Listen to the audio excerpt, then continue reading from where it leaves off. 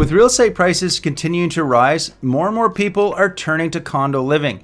Now, whether you're a first-time home buyer or perhaps you have a detached home and you're looking to downsize, it's going to be key and very important that you understand the dynamics of purchasing a condo and specifically the things to look out for. Buying a condo, it can be a fantastic investment, but it can be filled with potential pitfalls that could turn your dream purchase into quite literally a nightmare. So make sure you stick around because today I'm going to uncover the hidden traps when buying a condo that you need to watch out for, including things that could potentially increase its future value and also have a massive negative impact on its future value. But before we get started, if you're new to this channel, my name is Glen Hopkins, and on this channel I create videos all about Canadian real estate and my local market of Surrey and White Rock, BC. So if that's something you're interested in, be sure to subscribe now, and that way you're not going to miss out on any of my upcoming videos.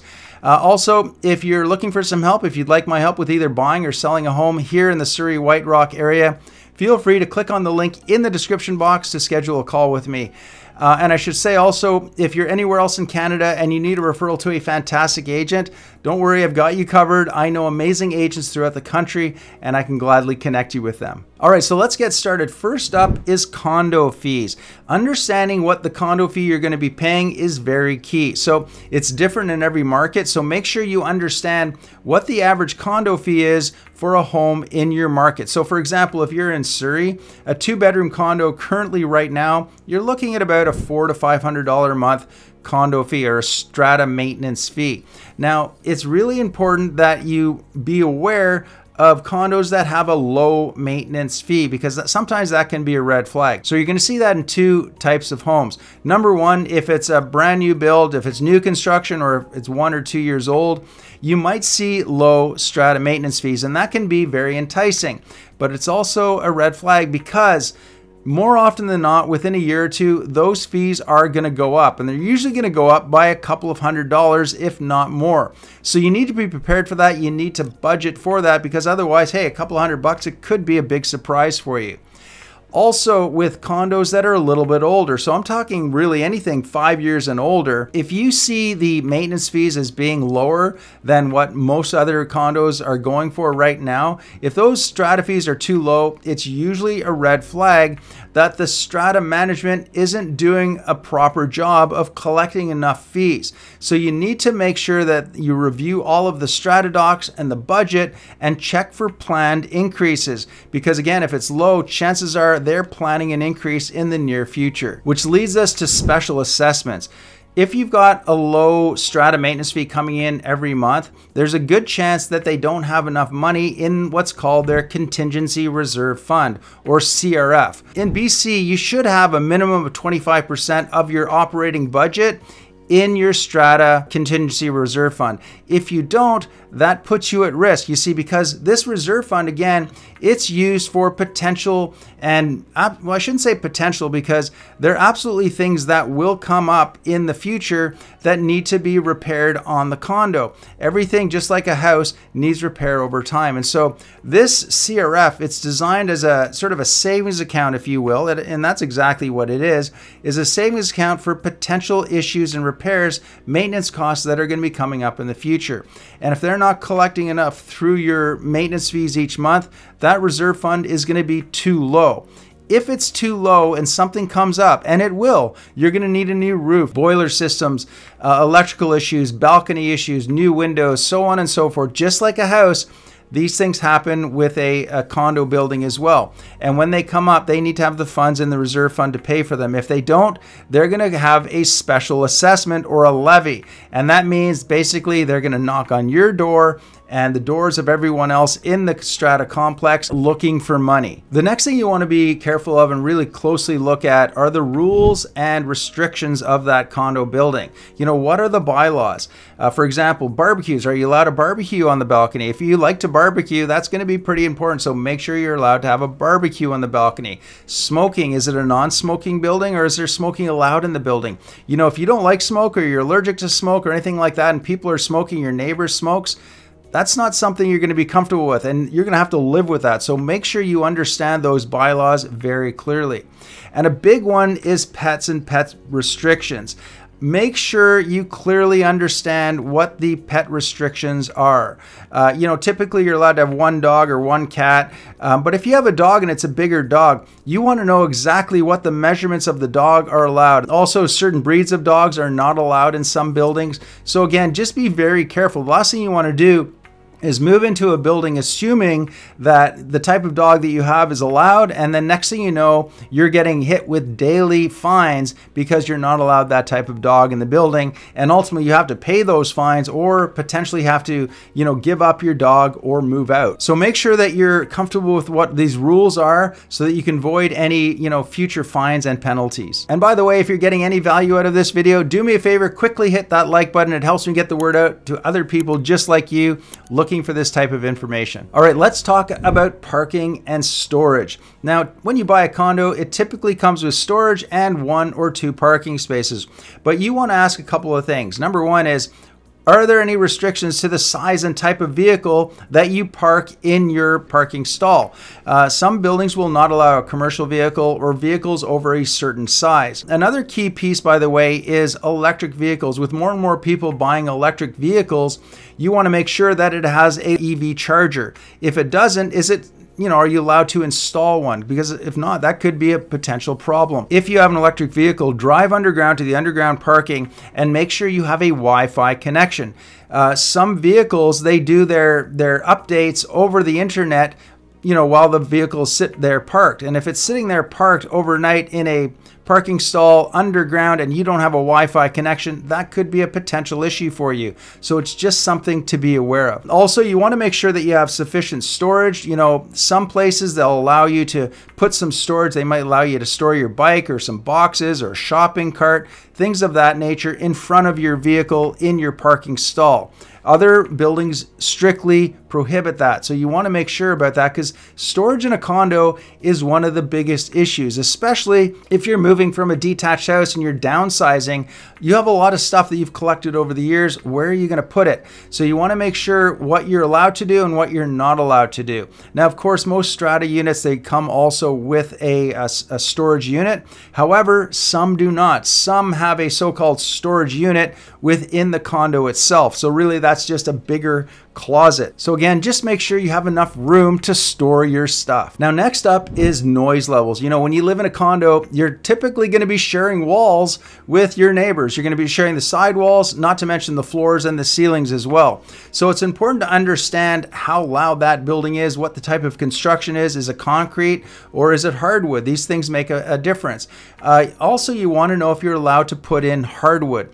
Some condos will not allow hardwoods or hard surface floors because of the noise that they generate. Or if you do put in a hardwood floor, you have to put a certain amount of padding below that to absorb the noises. You might also want to know about who is living upstairs and what kind of flooring they have.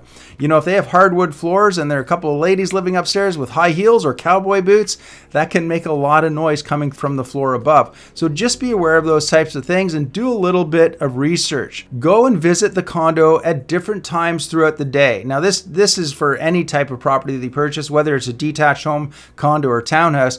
It's really a good idea to go multiple times during different times of the day to check for different noise levels. So with a condo, make sure you go there, you open the doors, the windows, and listen for traffic. Is there a lot of traffic in the area? Is it on a main through street? Are there buses and trucks going by? These are all things that you want to look out for. And also, don't be afraid to ask the residents about their experience with noise as well.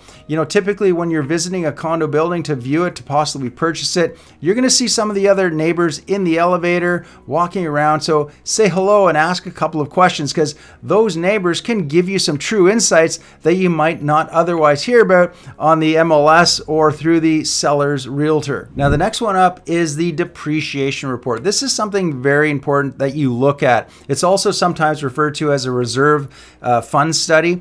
But there's 4 things that you're going to see in the report, and that is the physical condition, cost estimates, finances, and a maintenance schedule. Now, regarding the physical inspection, an inspector, they evaluate the current condition of the building and all of its components, including things like the roof, the elevators, and plumbing, electrical systems, and any other significant assets in the building. Now, the next piece of the report is a cost estimate. So the report, it's going to provide a cost estimate for both current and future repairs and replacements. Okay, so this includes both immediate maintenance needs and also those that are expected over a 30-year time frame. So they look out far into the future, into 30 years, understanding what's expected to come your way. And it's going to include a financial analysis of the Strata Corporation's reserve fund, and it's going to provide funding models to ensure that there's enough adequate funds to cover those future expenses. And this is going to help you determine the necessary contributions that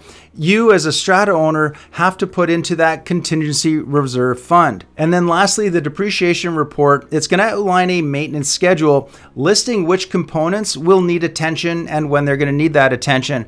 And it's going to help the Strata Corporation prioritize when their maintenance needs to be done. So as you can see, a depreciation report can be very important. It's really important that you get a hold of it and review it closely.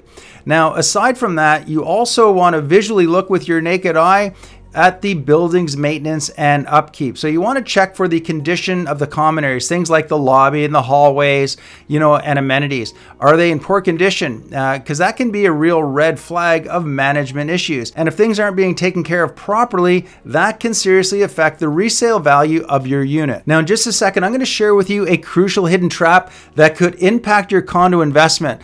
But before I do that, let's talk quickly about insurance coverage. Now, condo insurance for the building itself is different than homeowner insurance, okay, and tenant insurance, all different types of insurance. So when you buy a condo or into a stratified property, it's going to have insurance on the building itself. And with that insurance, it can be very costly, and you want to make sure that the insurance covers the building correctly and sufficiently. You also want to know what the deductibles are on that insurance policy.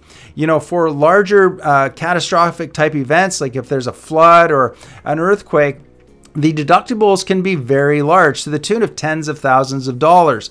So, and you could end up having to pay those deductibles. So it's important that you understand what the policy covers, what the deductibles are, and then you want to call to get homeowner insurance for your condo. So you're going to want to call some insurance companies, find out if the building is insurable or not, and if they will insure you or not. If you have a hard time getting insurance, that's a huge red flag, because if insurers aren't willing to insure condos within that building, that tells you something, right? You also, when you call those insurance, want to find out if you can buy deductible buy down insurance. And that's just basically insurance that if in the case of a major event, a flood, an earthquake, if you're hit with that $10,000 deductible or whatever that number is, that you have other additional insurance on top of that that will buy down that deductible, so you don't have to pay that huge deductible. Now, when you buy your condo, it's also crucial to understand the current market trends and resale value of your condo, because some condos will appreciate faster due to things like their location, the building age, and the amenities within the building. Not everybody wants a pool in their condo, not to mention things like pools and other amenities, gyms and what have you, yoga rooms. Those things are great. They can be very enticing, but they also typically increase your maintenance fees and also your potential for special levies. To maintain a pool can be very expensive. So if you're not going to use that pool, if there is a pool in the condo, you might want to consider looking elsewhere, because that's going to be a future cost for you and the other owners of that building. And of course, that can affect resale value. Other things, again, can affect resale value, such as the floor plan. So you want to make sure you purchase a good floor plan. Floor plans where you buy a condo with a lot of those angled walls and what have you, those are not very functional and they can be hard to resell. So make sure you're aware that you get a good floor plan. There's other factors as well. We can talk about that in another video perhaps. And then location, okay? Think about where you're buying that condo. Where is it actually sitting? Is it next to transit? Transit can be a good thing, but it can also be a bad thing because it brings in different types of people into the neighborhood and around your building. So be aware of that. Is there planned future development near your condo? You know, perhaps right now you're looking at a condo, it's got a beautiful ocean view or a view of the mountains or whatever, but there's plans to build another condo in the near future that's going to directly impact your view. Now, if that's going to impact your view in the future, that's also going to impact your future resale value of that condo. And there's so much more to know about buying a home, including finding the right neighborhood, knowing the right type of mortgage is best option for you, understanding closing costs, and so much more. So make sure you watch the other videos popping up right now on the screen to help you make the right home buying decisions. And remember, leave a comment below, share your thoughts and experiences, and if you have any questions, feel free to ask. Otherwise, I will see you on the next video.